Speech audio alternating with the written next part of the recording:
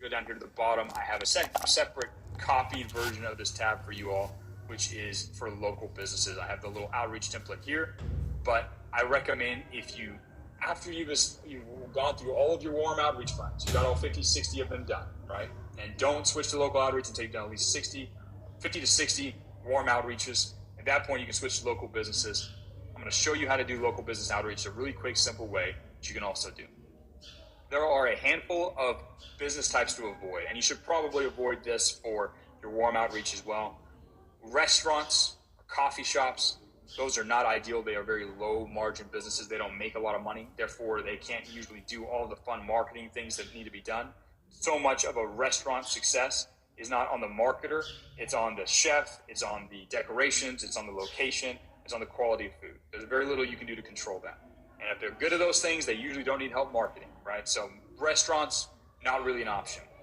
Big franchise stores or franchise restaurants, or, you can't help someone who manages a local Walmart.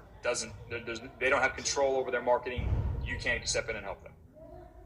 Things that are like major industry, like Caterpillar manufacturing plant or whatever, right? The manufacturer's bulldozers. There's not a lot you're going to do to be able to help them in that particular business, especially as a starting person. There are a handful of types of businesses that I recommend you focus on. I've got them listed here. I'll go through the top parts. There's a few more examples inside the text. We don't need to read all of this. But once you've finished your warm outreach and you want to get more clients, maybe your second or third client, you can do the same thing. Put as many of them as possible. Just go to Google Maps, search for this type of business, put the names you need to reach out to, find their email address on their webpage or phone number. You can either go in person and talk to these people or simply send them a message. I recommend you send them a message first. Try and set up a call and then go talk to them. If not, then go face to face and be an actual person in their lobby trying to talk to them. That works pretty well. But legal services, so like law firms, healthcare services like dental practices, cosmetic surgeons, et cetera, those work pretty well. Real estate companies, agencies, home improvement services, so HVAC, plumbing, handyman, et cetera. Financial services, so people that do tax services, accounting, financial advisors. Luxury goods, so if there's any high-end retail stores in your area, like if there's a place that sells Lamborghinis, they probably want a little bit of help with marketing. Personal care and beauty services, this is a good one. Spas, salons, chiropractors, massage therapy places, these are always really good. Specialty retail stores, event planning and catering, those are some things you can focus on. I've got a guide here, and everyone, you have access to it. This will be hyperlinked. You guys will be able to download this. I have a guide, though, that gives a lot of really cool ways to help. It's basically how all the top players do local business marketing, and it's got a bunch of tactics that you can pick and use. Some of them are online, some of them are offline. Really good resource if you end up helping a local business, especially if you end up helping someone by your warm outreach. Definitely use that. It will help you get that local business some results. But you can simply reach out to them. I have a little kind of message you can send to them. It's essentially, hey, Dr. So-and-so, I'm a fellow person from LA, Riverside, whatever, studying marketing, and I have to help a local business for a project. I've done some research, have a couple of good ideas I can share with you to help you get some new customers for your chiropractic practice. If you like them and want to test them out, that'd be great. If not, no big deal. Would you be willing to have a call sometime where I can go over these? Thanks, your name. Quick email, quick DM, boom. You can have that conversation with them. But again, it's just down here in this other tab. You have the warm outreach and local outreach with a little example. But guys, it's pretty straightforward. If you need to, you can also do local outreach. This is your second best thing. Remember, I want you to play games where you will have an advantage, where it's rigged in your favor. So the warm outreach to your personal network is the best. That's the best one to use because your trust and belief in you are already as high as possible. The local area is your next best one because you can be a physical person. It's not as good as this, but it can get you there if you completely tap this out.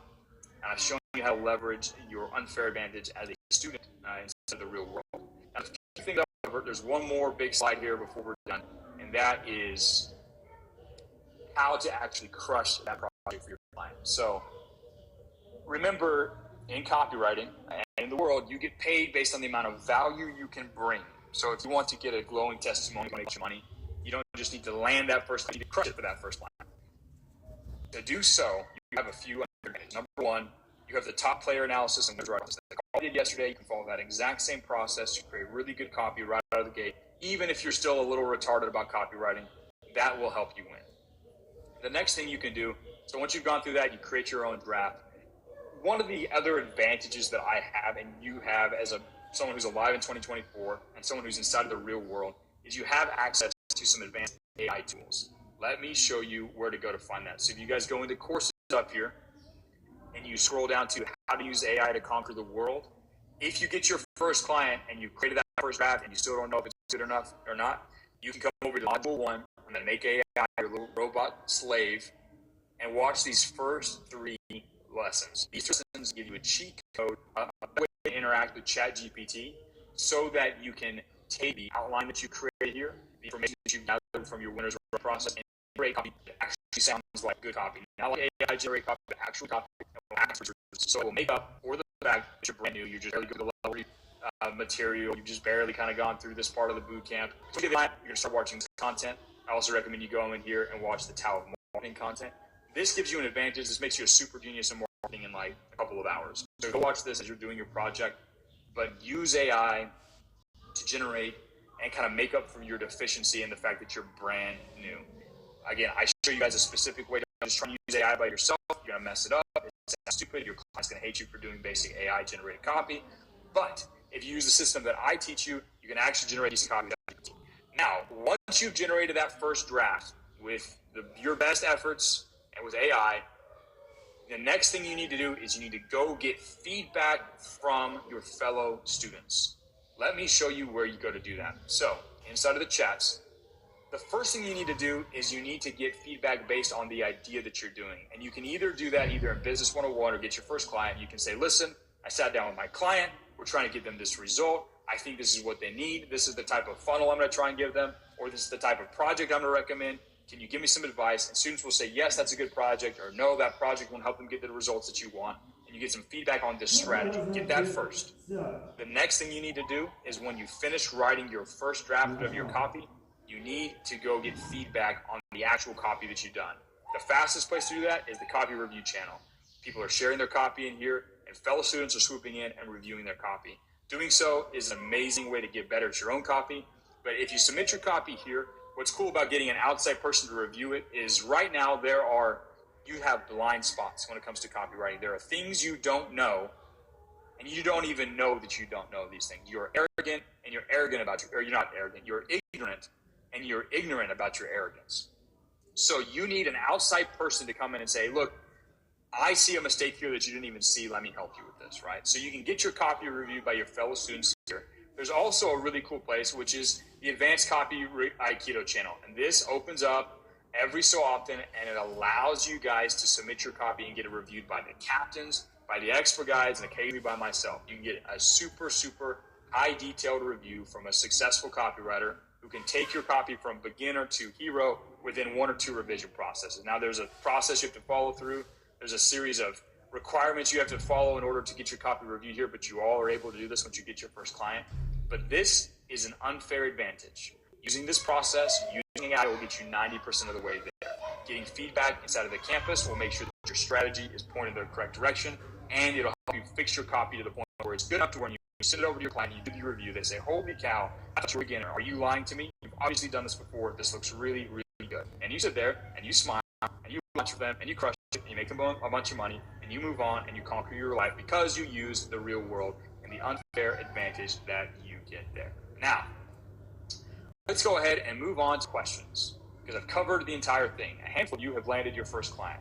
The rest of you over this weekend are going to land your first clients. You're going to set up your sales calls, you're going to sit down and talk to them, and you are going to win. Now, we've been running this call for a minute now. There's quite a few of you here. Let's go ahead and answer as many questions as possible that you might have about landing a client or crushing it for them on that first project. Let's cover as many of them as we can. I can't guarantee I'll hit all of them, but I'll do as many as possible. Afterwards, continue to ask your question in this chat. Fellow students will help you. I've told the captains to hyper-focus their time on helping you here as I'm producing the follow-up content. But let's go ahead and answer your questions. First question. Butterfly Flag said, hey, Professor Andrew, thank you for your tremendous value. How can I use this campus to build a startup from scratch? It involves putting on many more hats the copywriter, both huge potential. Context of a client who's an ex-UFC fighter who wants to do this martial arts retreat in the Amazon rainforest. All we have is his reputation and potential high-ticket product. He's a good friend, so your 100% ROI network's having a hidden gem. So, okay, so he's your first client. Essentially, this is your first client, and we're thinking about launching this particular offer. So what I recommend you do is you actually do the warm outreach process, but you have him do it. So he reaches out to the friend that he knows that might be a good fit for this type of thing and say, hey, I'm thinking about doing this thing. Do you have any feedback for me? And talk to actual people that are a potential good fit in his network. And they'll say, yeah, that sounds interesting. And you can say, well, what criticism do you have? And you can refine the idea of the project. But as far as launching it goes, once you've validated there are some people, and you'll probably get some people to sign up from his friend group or from his IG stories or whatever, then you could do that too. I just skipped ahead to another thing. You could run a few posts and say, hey, I'm planning on doing this idea. If there's enough people interested, if this is something you'd like to do, DM me this or comment this, and I'll send you a DM with more information. And you're going to talk face-to-face or virtually with some of these people, tease out the ideas, tease out the price points, and then get that launched, get the first iteration done, crush it, get good videography, turn around, use that videography and stuff to launch your next event. That's how I recommend you do it in your particular situation. But yeah. Next question. I have found a business that has social media, but does not have a proper website, and they have very less traffic on social media. Okay, that's not a question. Look at what the top players are doing. Do they have websites? What kind of social media are they doing? Figure out which of those you need to help your client with first. What is the next call about? Actually, so I haven't planned a specific call for tomorrow or Saturday.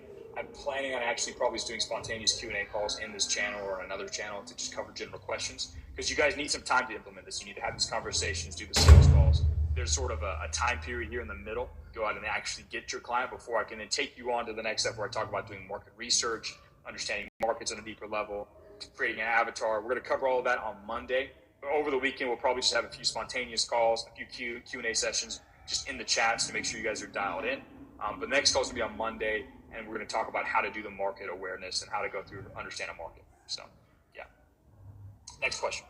This is fun, guys. We've done a bunch of work on this call. Some of you have taken action and you've got meetings set up. The rest of you, like, if you just do the work that I laid out for you today and follow the process, and I'm going to give you guys the PDF to this so you can steal all the resources and remember this as you get through. And you're like, oh, wait, I have to do a sales call. How do I prepare? You guys are going to have access to the PDF here in a second and the replay so you can go back and watch this. But, guys, this is the game, man. You guys are on your way to making a bunch of money.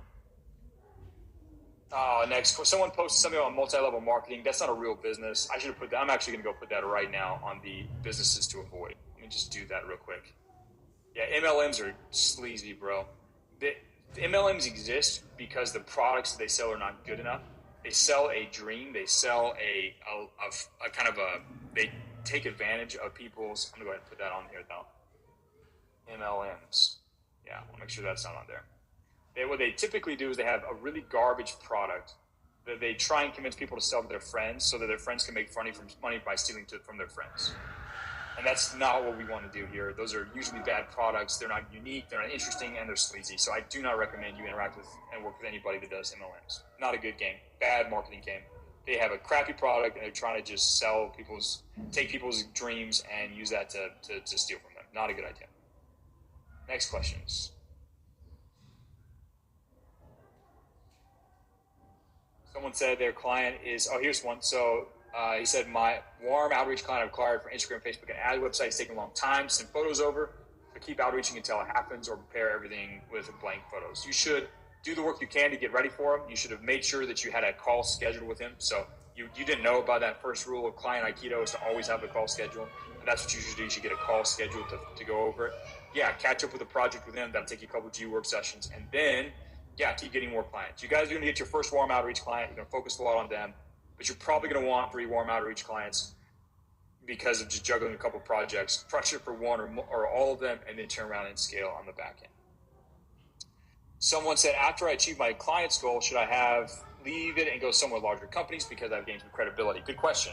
So yes and no. So once you've crushed it for your first client with that discovery project, there's still a lot of work to be done. There's still a lot of opportunities for them to pay you to do bigger projects. You should stay with that client and continue to do the next projects. And you should go land a new client, a bigger client that can pay you more money for more stuff, and you should take them up the ladder as well. Eventually, you might forget about your old client if they can't keep up, but you should stick with your clients. You shouldn't just do a discovery project and leave them. That's like opening a briefcase with like $100 million, taking a $100 bill out and saying, that's nice, closing the briefcase, throwing it away, and walking away with a $100 bill. There's so much potential with that existing client. You really shouldn't leave your client.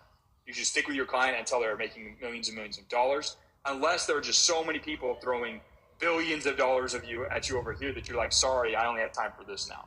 You should stick with your client, continue to work with them, and then take on your second client, leveraging the testimonial. But we'll cover that once you guys have actually crushed it for your client. Someone said I can't read the name. It's like a big, long name. I just want to thank you for this amazing call. I got my client. Now, my client doesn't expect to pay me. When will he? And when should I tell him after the first copy? Also, what should I send my clients the draft, or what exactly, Professor? Okay, yeah, so we kind of covered this already. So you're going to create your first draft. Remember the winner's writing process, that big diagram where I showed kind of what happens next. You create your first draft. And I told you today about some cheat codes you can use to make your draft look good by like using AI and talking to fellow students and getting some feedback. Once you've got that, yeah, you're going to send that over to your client. You're going to get some feedback from them. You're going to revise it, and then you're going to push it live, like we talked about yesterday. Yeah, that's what you should work. But as far as like when you get paid, yeah, that's something you should set up once you do your sales call. Once you present your solution, you should say, hey, let's set a stretch goal. I love to get paid for this. And the back end, if I hit this crazy goal, I don't want to get paid unless I get you amazing results.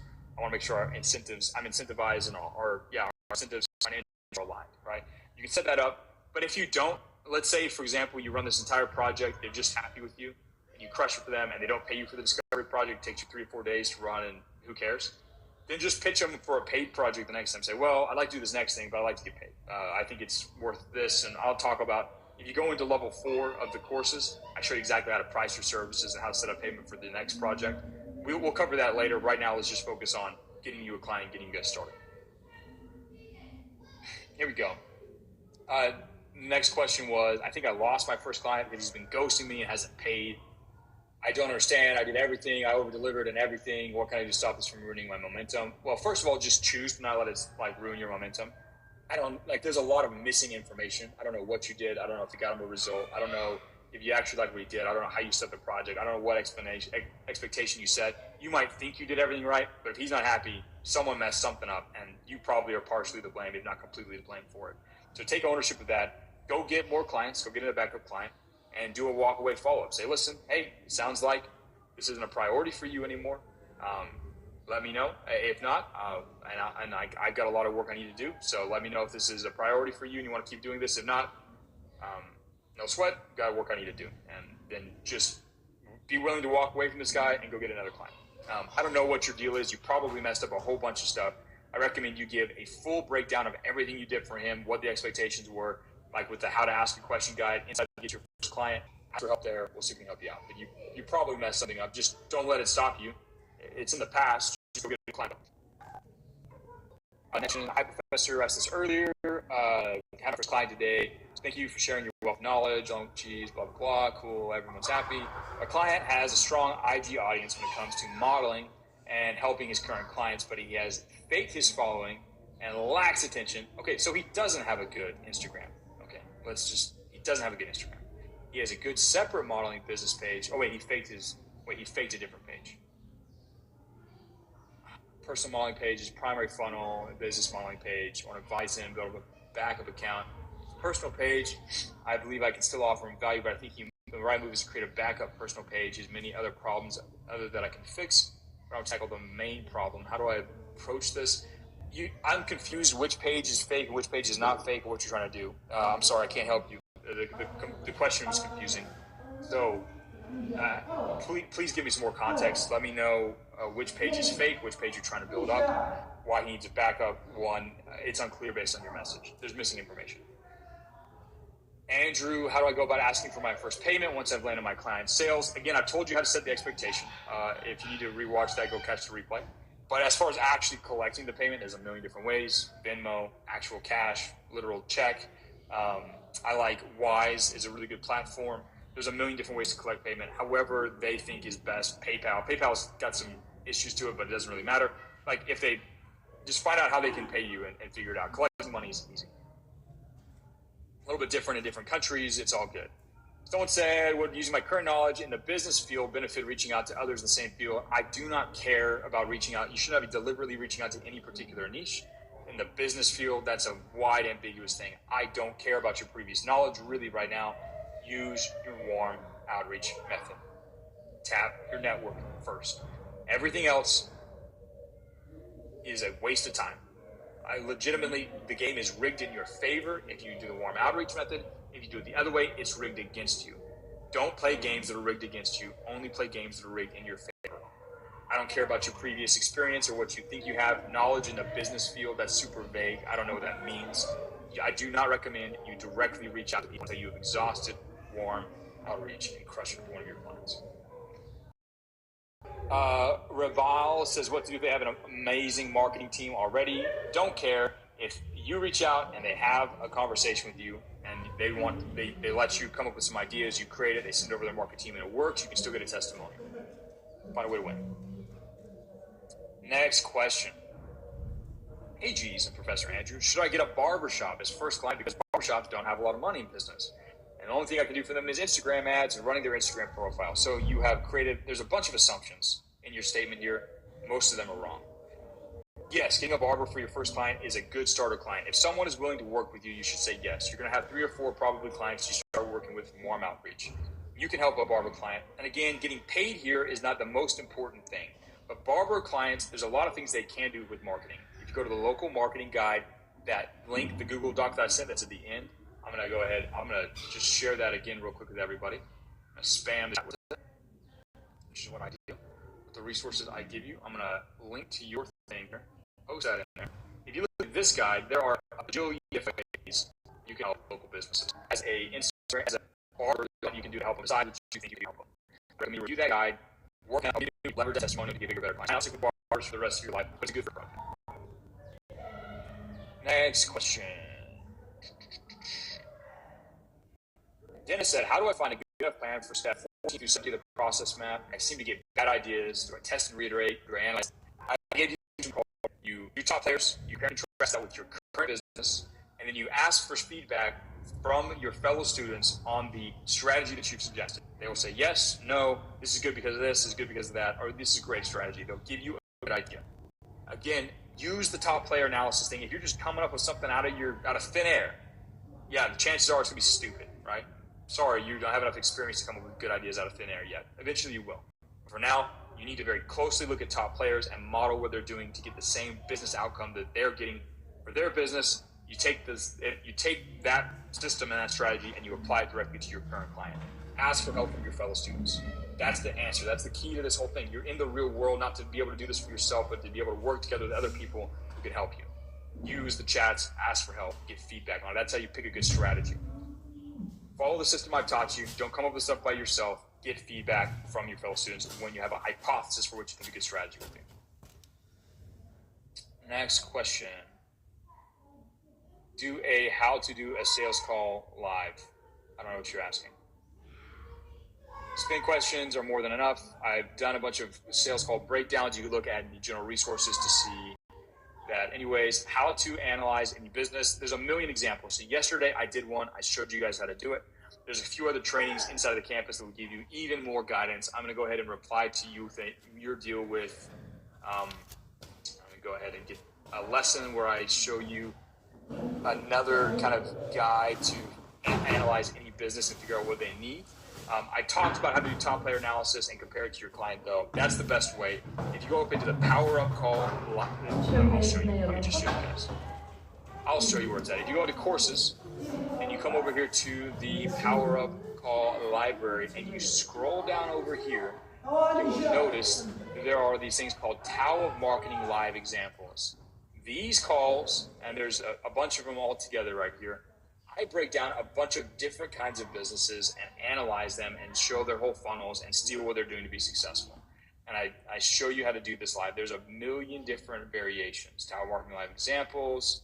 There's a whole bunch of stuff you can do here. From a bunch of different types of businesses. The name was weird on this one. I don't know why. There's a bunch of cool things that you can do here where you can just see how I steal these people's businesses. I'm going to continue to do more calls like this. But for now, I show a million different variations and a million different ways for how you can analyze now what they need. I've linked to one training. I've got a bunch of other stuff. Let's see what else we have. Cleaning services are good. Yes. A lot of you guys are asking if it's good. If it's not on the banned list of things that I mentioned earlier, it's probably good. Should we avoid working with a SMMA business? kind of, because you're an SMMA, you're a social media marketing agency, essentially is who you are. So unless you go on as an employee to go get like work there, then yeah, you probably shouldn't work with one. Will this live call be saved? Want to watch it again? It's going to be saved like, yes. So these live beginner calls, I've saved every single one of them. I post links inside of the announcements channel right afterwards every time. I'm concerned if you don't know that, that means you haven't been checking the announcements channel, which means you probably missed out on a whole bunch of other really good stuff. So yes, you'll be able to watch the replay. If they exist inside of the real world, actually, let me show you where they're, while I have you here, let me show you where they all are. You go to courses, you come down here to toolkit and general resources, you scroll all the way down to the bottom, live beginning lessons. You hop in here, you can see that I've done these are all the previous calls. What is copywriting, marketing 101, funnels, winner's writing process. This call is going to go right here when I'm done with it. So that's where you go for that, bro.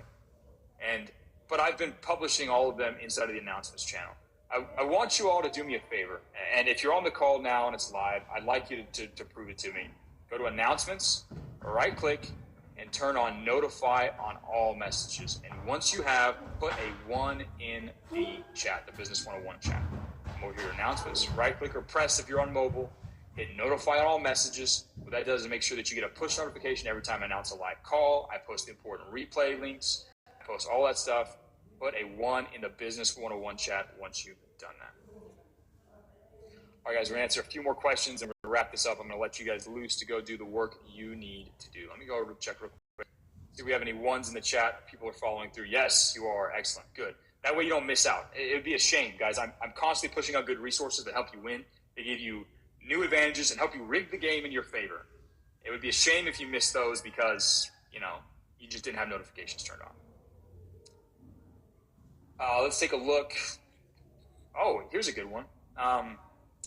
Someone asked a question. Is there a point where you just take a no for an answer with a stubborn business owner? For example, if they say they make enough money yet don't have a large social media presence, or should you keep trying after maybe letting them sit on it? So I'm assuming that this is a scenario where you're like, well, what if this happens? Most of the time, this doesn't happen.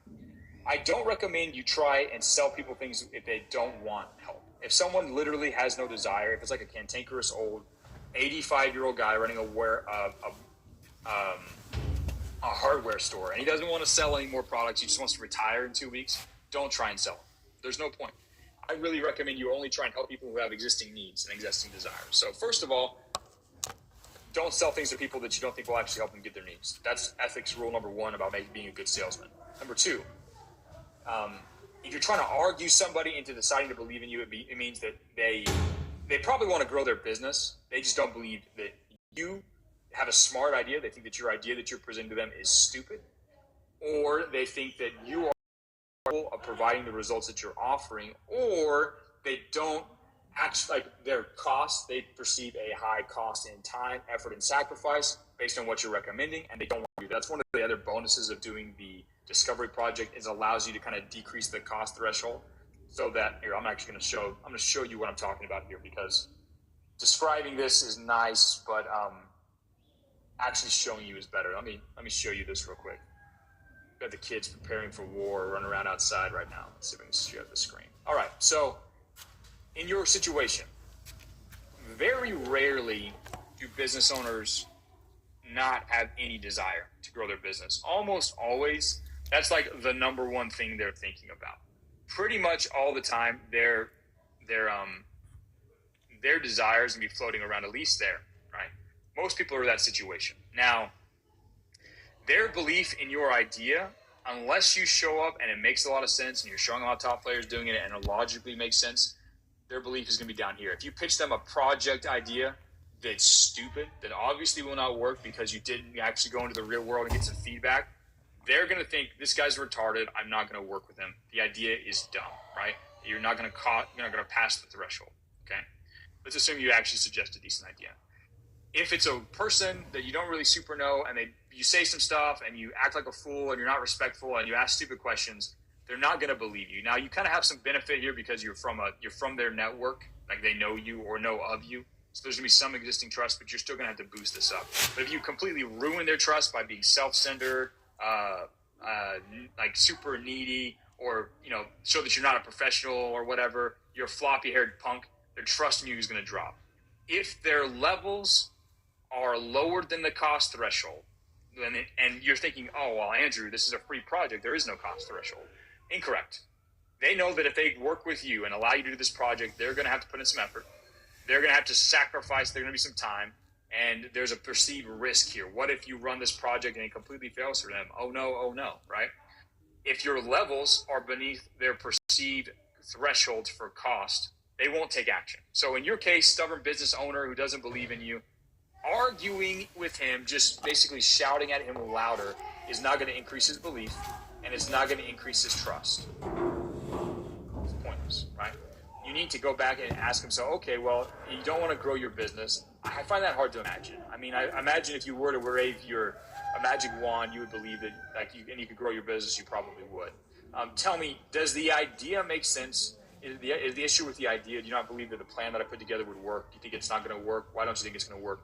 Then maybe you can adjust this lever by showing them some better results or helping them understand that maybe there's a simple misunderstanding. Let's assume he says, no, the idea makes sense. I think that would work. I just whatever. And say, well, is it me? Do you just believe I'm capable of doing this? Are you worried that it's too risky, that your business is going to fail? You want to then address these other things. Let's say it's like, no, you seem like a smart enough person and capable of doing it. He's then worried about one of these things. And then you need to find a way to lower this level because, surprise, surprise, you can lower the cost level. By decreasing the price, it's free. So you can't really do that. Making it easier for him, scheduling out the time so he knows it's only going to take him 30 minutes once a week, or saying, listen, you don't have to run it if you don't think it's going to work. Let's put it together. We'll test it in a small way. It's not going to tank your business or change your brand. We'll test it out small before we go big. You can lower the levels, and then he'll be fine. That's what's happening in this weird situation you've described. And thankfully, understanding this will always give you the key to handle any persuasion, any sales. Guys, this is like $1 million secret right here. This thing right here, I could probably create an entire, if I wanted to, a high-level management consulting course about this and sale. This diagram right here is the key to getting someone to buy. It holds all the levers. This is all you need to know. And you guys could just get it here inside I could write a book around this freaking thing if I wanted to and go big, giant mainstream. And I'm not. I'm just sharing you guys inside the real world. But this not only shows you how to write good copy, it also shows you how to understand sales and persuasion. So take that and run with it, guys. That's a useful piece of information. All right, guys, we've gone for almost 2 hours. It's been 1 hour and 55 minutes live here inside the real world helping you guys out. Many of you have landed your first client. Quick, if you're still here and you have, as a result of what we've talked about, started a sales conversation with a prospective client and or landed your first client, put some form of emoji in the chat. Just if you've landed a first client or started an actual back and forth conversation with a potential client, drop an emoji in the chat. I'm curious how many of you guys have been able to do this. And with that being said, you're going to continue working. You guys have the Canva link. Those of you who just asked for the Canva link, if you go into FAQs, it's linked in there. I see a handful of emojis, which is good news. I'm excited for you all for being able to take your first steps. Continue with the action. This is your core work. You're taking steps towards doing this. Once you've landed that client, have that sales call, then it's about coming up with a good strategy, pitching them the right project, getting that to work, making sure that you go through the winner's writing process, leveraging the power of the real world, crush it for them, and then the world is your oyster. You can conquer anything you want moving forward. My friends, it's been a good call. I'm going to upload the replay, upload the resources immediately, tag you all in the announcements channel. Thankfully, you all have your announcements channel notifications turned on, and you'll get it immediately. We are taking steps, brick by brick, step by step, not step by step, towards ultimate world domination by the copywriting campus. Let's go out. Let's get it.